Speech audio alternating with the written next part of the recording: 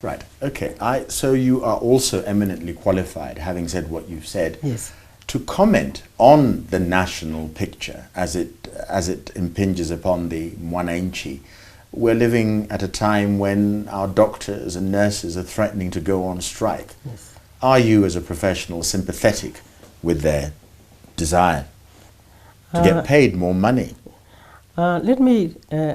Yes, I am sympathetic to the cause of, of professionals, whether they be teachers, be nurses, be engineers, who ask to be paid, for the services they have rendered, because everybody has a responsibility, financial, to their family, either whether it's education or just simply paying your rent, paying food. So money is a necessity. And therefore, when people urge to be paid, enough to be comfortable, if you will, I don't think we should fault them. However, when it comes now to the issue of the national program, I don't know whether you want me to go that direction now.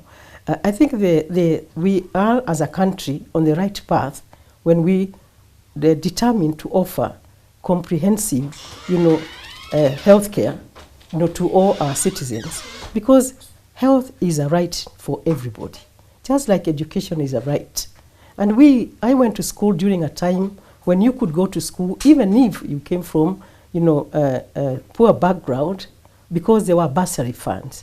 There were ways, of raising money for those who could not afford. So I think even as we grow as a country, we need to be aware that unless we educate our youth, educate our people, then we cannot aspire to be a developed nation. On the health side, health is also, universal health is something that we should really look at very, very seriously, and just be practical when we determine that that's the direction we want to make this a reality. Take, for instance, the universal availability of maternity services. Yeah, free maternity health care as promised by the Jubilee government. That is progress in the right direction. Because it is true, when we say maternal mortality, the death of mothers during childbirth in this country is unacceptably high. Why is it so? Because the women are not getting the care they need, not just at the time of childbirth, and that's why I want to expound a little bit on this, but before even the conception of that child, during the 9 months of pregnancy, during the childbirth. But that's not the end. There's also time we call the puerperium in medicine, after the child is born, that the mother is also vulnerable, to complications. So we need to look at it wholesomely, not at a point in time when the baby is being born, but as a spectrum.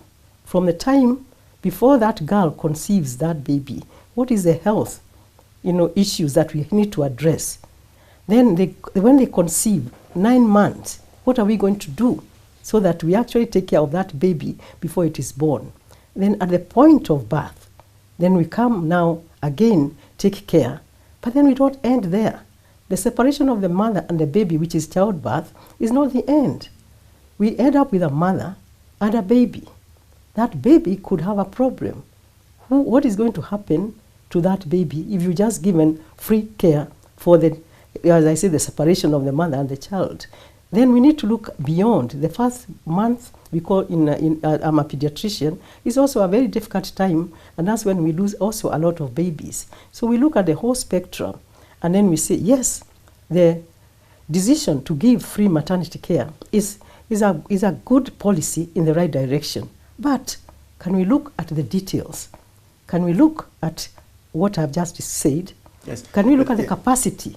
Exactly. The capacity is the key word. It's one of these chicken and egg type of scenarios. Yeah. Should the government be going out and saying, everybody come? Maybe a rollout scenario could have been more preferable. You don't have any views on that? I do have views, because I was just thinking, and allow me to think aloud. Yes. That when we came to the free primary education, and it was a great success, initially trouble, and we all know how we started, but now we laud it and see it's a great success. That is, somebody may look at the free maternity services and try to draw parallel to that. When you have 60 children in a classroom with one teacher, and you're a teacher, I know that from your history, you can teach 60 children, and they all get to understand what, and pass exams. But if you have 60 mothers and you put them in a ward and say, because that ward can accommodate 60 mothers, therefore they will get the service, then you have got it wrong. Because unlike education, where is one teacher, right, serve all. These are hands-on, individual, and each of those mothers have specific needs different from the next one. Right.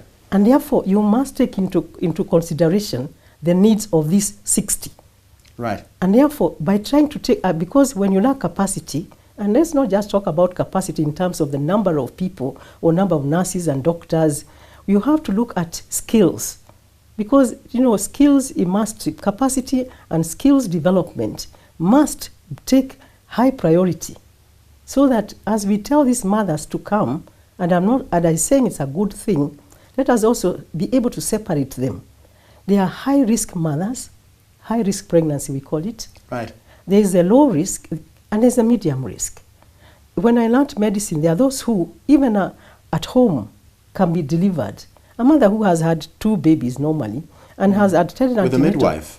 Midwife, yeah. Right. So that's a way to go. Even you are training traditional. Right.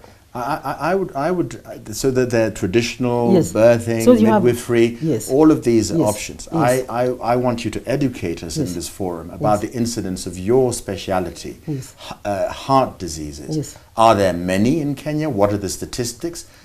And why? Is this just an accident of nature? What brings it about?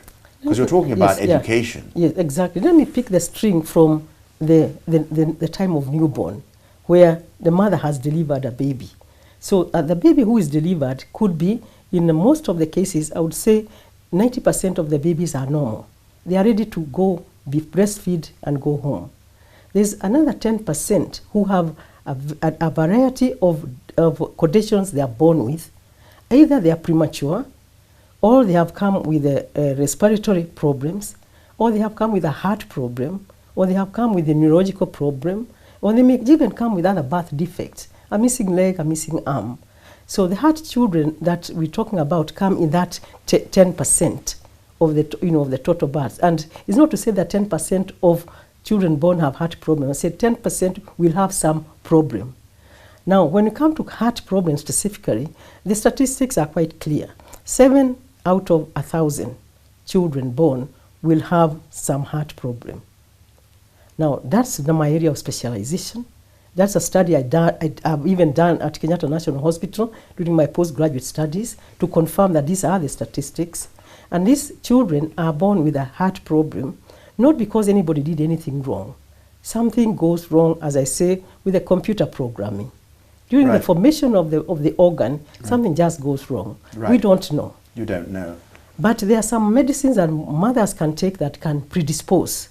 There are some viral infections that mothers get during early pregnancy that can also predispose. There's also family history. A parent who comes from a family where a child has been born with a heart problem has a higher risk of getting a baby. So there are things that we already know. And again, let me just allow me, John, to say that we could screen those before the baby is born, because we have the technology. Right. So heart diseases are therefore significant. And in fact, heart diseases as a whole would say are the one who we have the highest group, of children, from the time of birth. Right. So the other team. I have to ask you one last question. One last question, yes. Yes, but I take it that yes, a certain percentage. Yeah. I would like you now, because of the time given, to go away from your area of speciality and look at public health. Yes. Let's say 25 years from now, you a first generation of highly qualified specialists. Yes. What's going to happen in the next 25 years, in a minute, for us Kenyans? In the next 25 years, we are going to see great changes in the delivery of healthcare in this country. The number of graduate, nurses, graduate doctors, graduate laboratory technologists, graduate everything that is coming from our universities and from universities abroad will make the difference in the capacity. In terms of equipment and the other technologies that have come that are used in medicine, and I believe we are not going to be an island of isolation, will all come to bear. I see a country where the services we are talking about, 25 years, will be available in every county. They will be available in every town. They will be available to all members of our community. The question is, how will they be financed? Dr. Betty Gikonyo, pediatric cardiologist, thank you very much for coming on the JSO interview. Thank you, John.